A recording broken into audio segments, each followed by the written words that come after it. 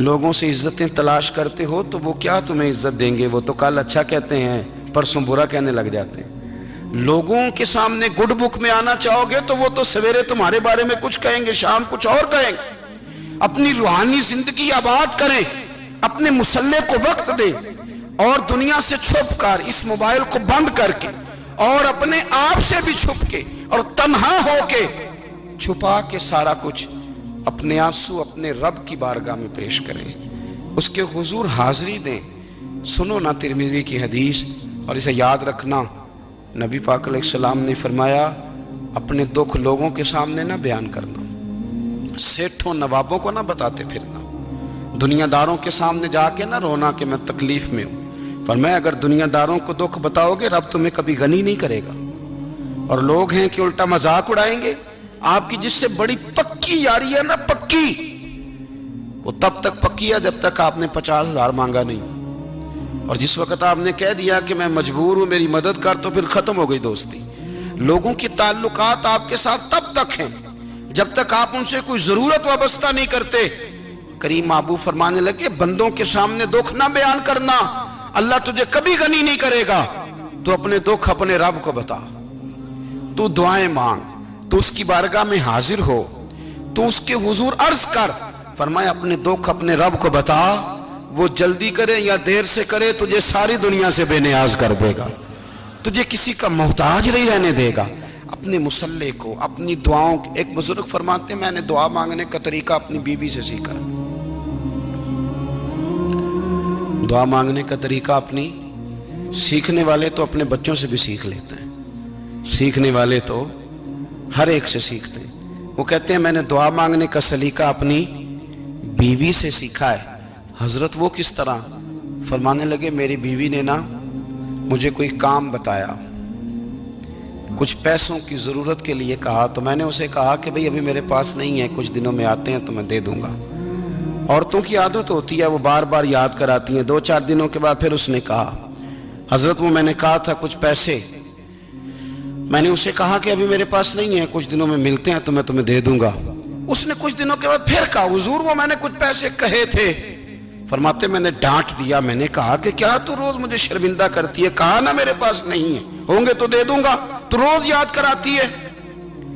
فرماتے ہیں اس نے پہلے تو میری ڈانٹ کو سہا، پھر میرے سخت جملوں نے اس کی آنکھوں میں آنسو پیدا کر دیے، پھر اس نے اپنے آنچل میں اپنے اس دکھ کو سمیٹا، اور پھر اس نے ایک جملہ کہا تو میں رو پڑا، اور مجھے اپنے رب سے مانگنے کا طریقہ آ گیا۔ مجھے کہنے لگی حضرت جی آپ نے ڈانٹ دیا میں نے سہ لیا، پر آپ ہی میرے شوہر ہیں، بتائیں نا آپ سے نہ کہوں تو میں کس سے جا کے کہوں۔ فرماتے ہیں میں رو پڑا، اور میں کھل کے رویا، اور میں تڑپ کے رویا، اور پھر میری سسکیاں بند گئیں۔ تو مجھے کہنے لگی آپ کو کیا ہوا؟ میں نے کہا مجھے بھی دعا مانگنی آ گئی ہے، جب میں اسے کہوں گا نا اللہ تو ہی میرا رب ہے، میں تجھ سے نہ کہوں تو میں کس سے جا کے کہوں؟ میں کیوں کسی بندے سے سوال کروں؟ میں کیوں کسی دنیا دار سے کہوں؟ میں تیرے بندوں کا، نیک بندوں کا وسیلہ لے کے، تیرے محبوب کی غلامی لے کے تیری بارگاہ میں آیا، تجھ سے نہ مانگوں تو کس سے مانگوں؟ سمجھ آ گئی ہے؟ جب میں اس رنگ میں مانگوں گا تو پھر رب میرے اوپر بڑا ہی فضل فرمائے گا، وہ میرے اوپر بڑی رحمت کرے گا، وہ میرے لیے آسانیاں کرے گا۔ عزیز دوستو ہم اس طرح کرنے لگ گئے ہیں کہ ہم نے نا اپنے تعلقات پر اعتماد کرنا شروع کر دیا ہے۔ میرے تعلقات بہت ہیں، ہم نے اپنی دولت پر اعتماد کرنا شروع کر دیا ہے، میرے پاس دولت بہت ہے۔ ہم نے اپنے علم پر، اپنی شہرت پر اعتماد کرنا شروع کر دیا ہے کہ میرے پاس فلاں چیز بہت ہے۔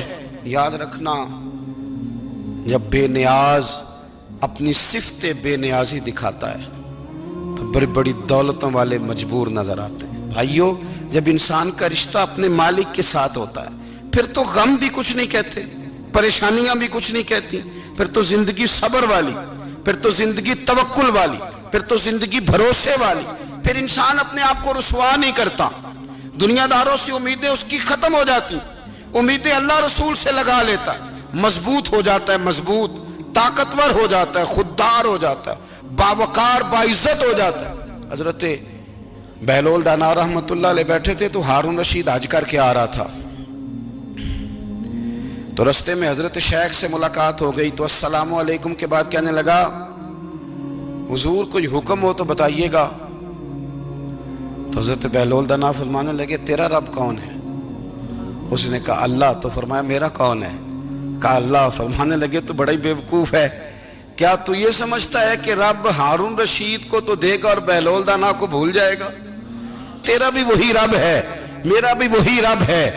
اس نے اگر تجھے دے کے آزمایا ہے تو ہو سکتا ہے مجھے نہ دے کے آزما رہا ہو. جب اس کی حکمت کے تقاضے ہوں گے تو عطا کرے گا اور دے گا. تو جا اپنا کام کر. بھائی اپنی روحانی زندگی، اپنی عبادات، اپنے وظائف، اپنے روزمرہ کے معاملات، اپنی دعائیں، اپنا استغفار. دیکھو کوئی مشکل کام تو نہیں، 2 رکوع ہیں سورہ واقعہ کہ اگر رات کو پڑھ لی جائے تو. میں کس طرح یہ بات بیان کروں کہ تعویذ بانٹنا آسان ہے اور وظیفہ بتانا مشکل ہے. سارا دن تعویذ بانٹیں تو لوگ لینے کو تیار ہیں، اور اگر آپ وظیفہ بتائیں تو کہتے ہیں تو مشکل کام ہے. او خدا کے بندے، اگر آپ کا تعلق قرآن پاک کے ساتھ مضبوط ہو، قرآن پاک کے ساتھ اگر آپ کا رشتہ ہو، لوگ سفارشیں ڈھونڈتے ہیں نا دنیا میں، کوئی تعلق مل جائے تو میرا کام ہو جائے. دنیا میں اتنا مشکل معاملہ ہے، آخرت میں مجھے بتائیے گا کتنا مشکل معاملہ ہوگا. میرے نبی پاک صلی اللہ تعالیٰ علیہ وسلم نے فرمایا جو لوگ سورہ ملک پڑھا کرتے تھے نا، سورہ ملک، یہ سورت ملک قیامت میں ان کی سفارش کرے گی، اور اس طرح کرے گی کہ کہے گی اے اللہ یہاں اس بندے کو جنت میں داخل کر دے یا مجھے قرآن پاک سے علیحدہ کر دے. تو رب فرمائے گا جا اس کا دامن تھام کے اسے جنت تک پہنچایا.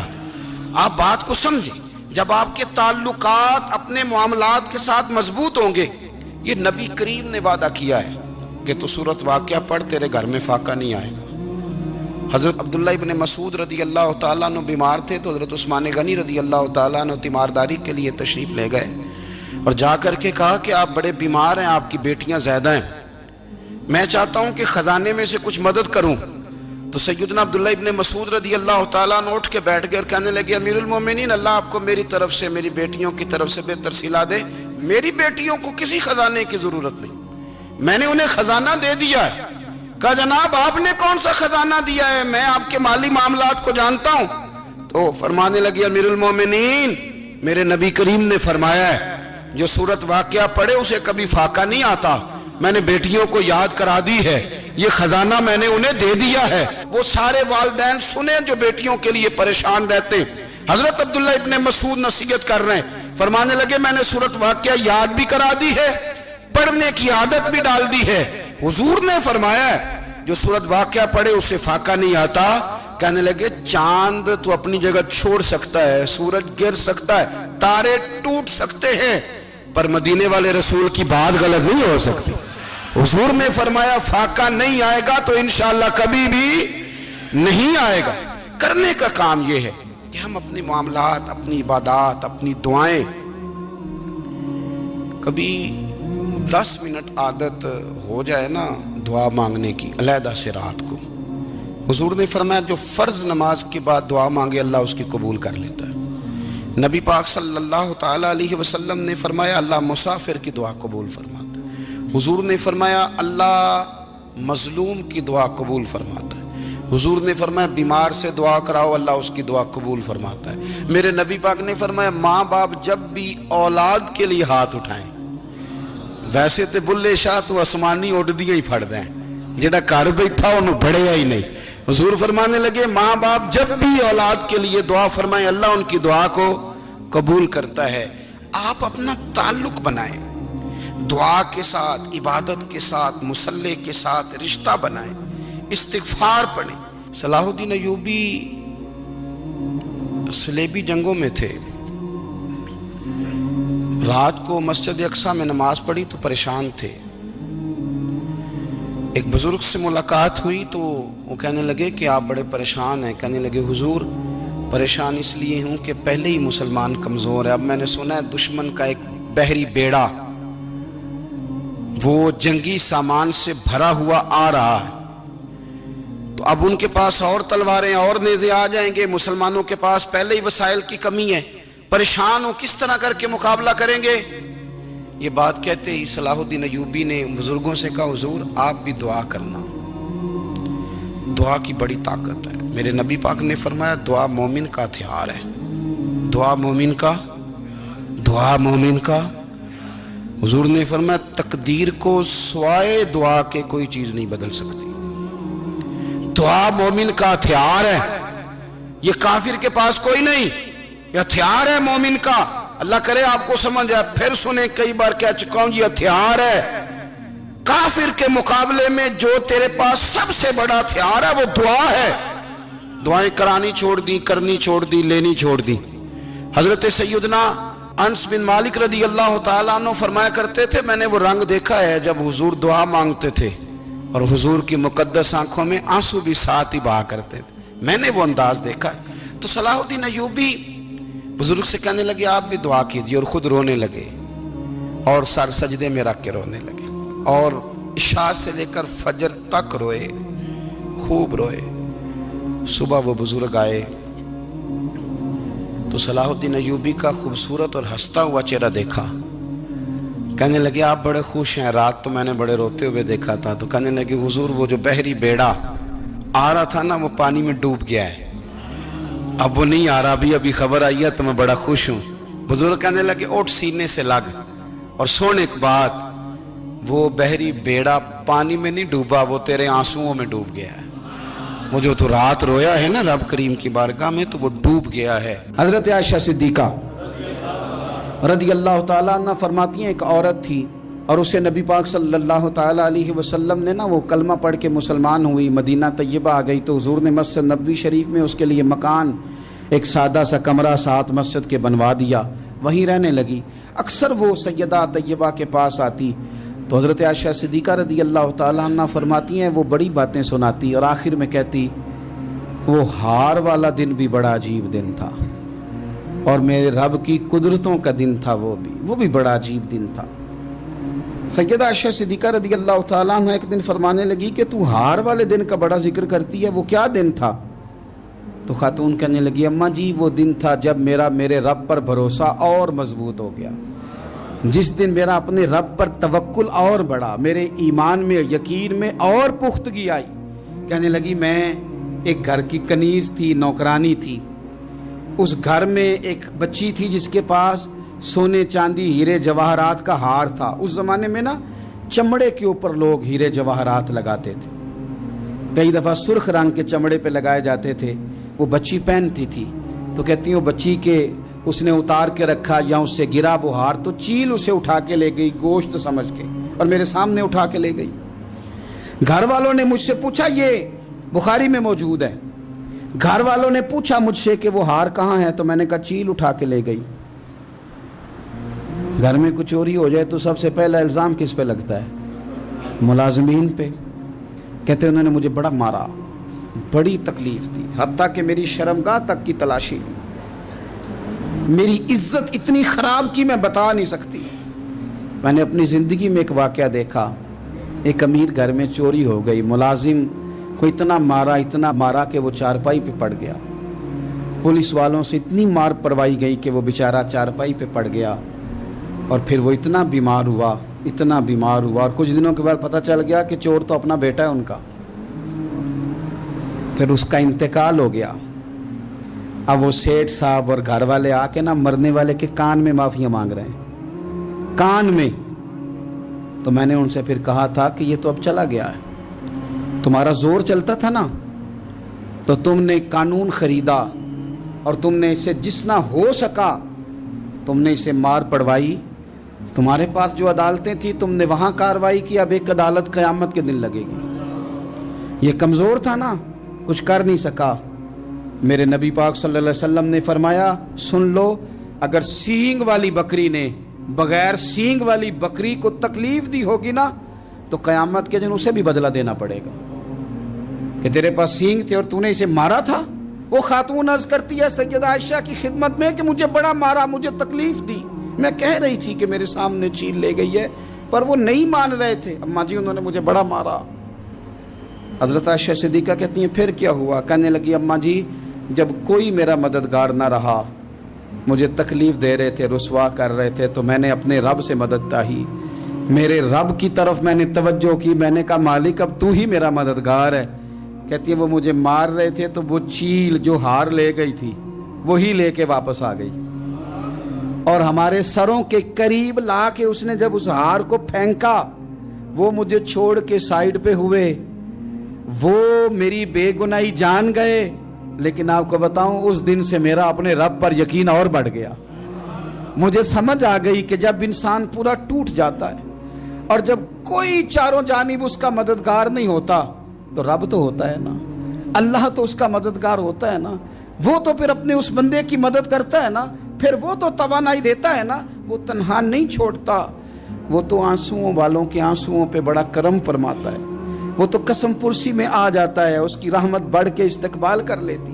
ओ मेरी मिल्लत के जवानों, मज़ा नहीं आ जाता जब सारी दुनिया सोई हो, सारी दुनिया, और बिस्तर भी गर्म हो और नींद भी पूरा गलबा कर रही हो, और अचानक घंटी बजे दिमाग में, आंख खुले, घड़ी पे नजर पड़े, 3:30-4 बजे का पैगाम घड़ी बताए, और कोई चढ़ती जवानी वाला उठ के वुजू करे, और जब वो मुसल्ला खोल के बिछाए तो मदीने वाले महबूब कहते हैं कि हर नमाज पे रब सवाब देता है, और जो उठ के तहज्जुद की नमाज पढ़े उसे देख के तो रब मुस्कुराता है, जो उसकी शान के लायक है, जो उसकी शान के लायक, वो मुस्कुराता है, खुश होता है कि मेरा बंदा तहज्जुद में उठ गया, वो मुस्कुराता है। काश हमारी सुबहें कभी अपने मालिक के नाम हो जाएं, काश के सुबह। हजरत अबुल हसन रहमतुल्लाह ताला अलैह हजरत माज इब्ने जबल रदी अल्लाह ताला अन्हु के पास बैठा करते थे। फरमाते हैं उनसे जो प्यार बढ़ा तो फिर मेरा मुसल्ले से भी बढ़ गया। ताबिएं फरमाते हैं सहाबी रसूल से मोहब्बत हुई तो जिक्र से भी हो गई, फिर दुरूद शरीफ से भी हो गई। मोहब्बत उनसे बढ़ी तो फिर अल्लाह ने मस्जिद का प्यार भी बढ़ा दिया। आप फरमाते हैं कि मेरी हर वक्त तबीयत चाहती थी कि बस अल्लाह अल्लाह करूं, बस अल्लाह अल्लाह करूं, बस ना मैं ज़रा थोड़ी जान छुड़ाऊं लोगों से, कुछ 10 मिनट मिले तो मैं कुछ 4 नफल पढ़ लूं, मैं थोड़ा सा ना बचूं लोगों से, और मुझे तस्बीह मिले तो मैं ना कुछ 400-500 दफा इस्तिगफार पढ़ूं, सुभान अल्लाह, अल्हम्दुलिल्लाह, अल्लाहु अकबर, ला हौला वला कुव्वता इल्ला बिल्लाह, मैं ना तस्बीहात पढ़ूं। फरमाते हैं कि बच्चे थे घर में 6-7, गुर्बत थी, काम मिलता कोई नहीं था, और मैं काम चोर नहीं था, काम ढूंढता था, पर अल्लाह की कुदरत के काम नहीं मिलता था। फरमाते हैं कि मैंने एक दिन अपनी अहलिया से कहा कि आज मैं फिर जाता हूँ काम ढूंढने, तो मेरी बीवी बड़ी फर्मा बरदार थी, पर उस दिन ना गुर्बत के हाथों तंग आके कहने लगी, आज नाना कोई तू चीज़ लेके आया, तो मुझसे बच्चों की भूख नहीं देखी जाती है, सब रोगां दा रोग मुहम्मद जिसदा नाम गरीबी, कंड बुला के लंघ जाते नहीं दोस्त यार करीबी, आज ना कुछ लेके आया तो मैं बच्चे लेके मेके चली जाऊंगी। शेख फरमाते हैं कि मैं बड़ा परेशान घर से निकला, पर मैंने सुबह से लेके जोर तक काम ढूंढा, काम मिला कोई नहीं, तो मेरे दिल में ख्याल आया चलो काम नहीं मिलता तो अल्लाह अल्लाह तो करे ना, चलो बंदों की मजदूरी नहीं मिलती तो रब करीम की इबादत ही करते हैं। फरमाते हैं कि मैंने ना फुरात के पानी से वुजू किया, नहर के, शदीद धूप थी, साथ रेत थी और रेत तप रही थी, मैंने अपना रुमाल वहीं मुसल्ला के तौर पर बिछा लिया, और फरमाते हैं कि जोर से लेकर असर तक नमाज पढ़ी, धूप भी पूरे जोर पे, पर मेरे सजदे का ज़ौक़ भी पूरे जोर पे। फरमाते हैं सूरज भी चमक रहा है और रब की इबादत का ज़ौक़ भी पूरे जोर पे, मैं सजदा करूं तो फिर मेरा उठाने को जी ना चाहे। मेरे उस्ताद लिखा करते थे, ये उनका शेर है, वो कहा करते थे मुझे सोज दे, मुझे साज दे, और मुझे नीम शब का न्याज दे, दमे सजदा खुद को मैं तोड़ दूं, मुझे ऐसा ज़ौक़ नमाज दे। और मैं तेरी बहार का फूल हूं, मैं खिला भी हूं तो तेरे लिए, मुझे मेरी शाख से तोड़ ले, मुझे अपनी जुल्फ का नाज दे। भाई फरमाते हैं कि असर तक मैंने नफल पढ़े, दिन ढलने लगा, असर की नमाज पढ़ी और मैं वहां से चला। अब मैं जब निकलने लगा तो दिल में ख्याल आया कि छोटी छोटी दीवारें हैं घर की, बगैर कुछ लिए जाऊंगा तो बीवी दूर से देखेगी तो शोर करेगी कि फिर खाली हाथ आ गया है।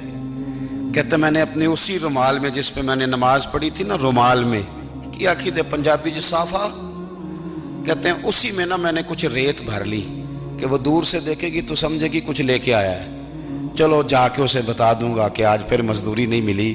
कहते हैं वो रेत लेकर जब मैं घर में गया तो पहले बीवी दरवाजे पे खड़ी होती थी, पूछती थी खाली हाथ आ गए हो, आज मैंने देखा तो है ही कोई नहीं।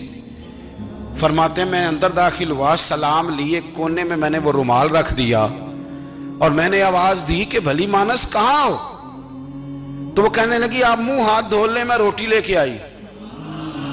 मैंने कहा रोटी कहां से आ गई? यहां तो कई दिनों के फाके, तो कई दिनों की गुर्बत है, यहां तो इस घर में तो फकीरी है। फरमाते हैं कि वो रोटी लेके आई और उस वक़्त की जो मौजूदा नेमतें थी, समझ ले सलाद अचार हर चीज साथ लाई। मैंने कहा कि बच्चे कहाँ गए? कहने लगी वो खाना खा के खेलने गए, आप खाना खा लें आ जाते। खाना उसने चुन दिया। मैंने हैरत अंगेज लहजे में सारी नेमतें अपने दस्तरखान पे देख करके बीवी से पूछा ये कहां से आया खाना? बच्चों को तूने कहां से खाना खिलाया? ये सारा कुछ कैसा है? तो कहने लगी पता नहीं आज आप किस करीम की मजदूरी करने चले गए थे, पता नहीं किस करीम की, मेरे घर में तो इतनी नेमतें आई हैं कि मुझसे संभाली नहीं जा रही, इतना अनाज है, इतना गंदुम है, किस करीम के दरवाजे आज चले गए थे? ये कहते कहते वो उठी और उठ करके कहने लगी पहले बड़ा कुछ आया था, अब क्या ले आए हो? और जा करके ना उसने वो रेत वाला रुमाल खोला। कहने लगे मैं तो लेके आया था रेत, तो मेरे रब ने उसे भी सोने और हीरे बना दिया था। जब आपकी तवज्जो अल्लाह की जानी, मेरे नबी पाक सल्लल्लाहु ताला अलैहि वसल्लम ने फरमाया हर चीज अपने रब से मांग, हर चीज मांग, हर चीज मांग। या रसूलल्लाह क्या कुछ? मेरे महबूब ने फरमाया तेरे घर में नमक भी खत्म हो जाए तो वो भी अपने रब से मांगा कर। तू मांगना, वो तुझे देगा, तो उसकी बारगाह में कशकोले तलब दराज तो करना। और तिरमिजी शरीफ में अजीब लफ्ज है, रसूल कायनात ने फरमाया, रब करीम फरमाता है जब मेरा बंदा हाथ उठाता है ना तो मुझे हया आती है कि मैं खाली कैसे लौटा दूं इसके।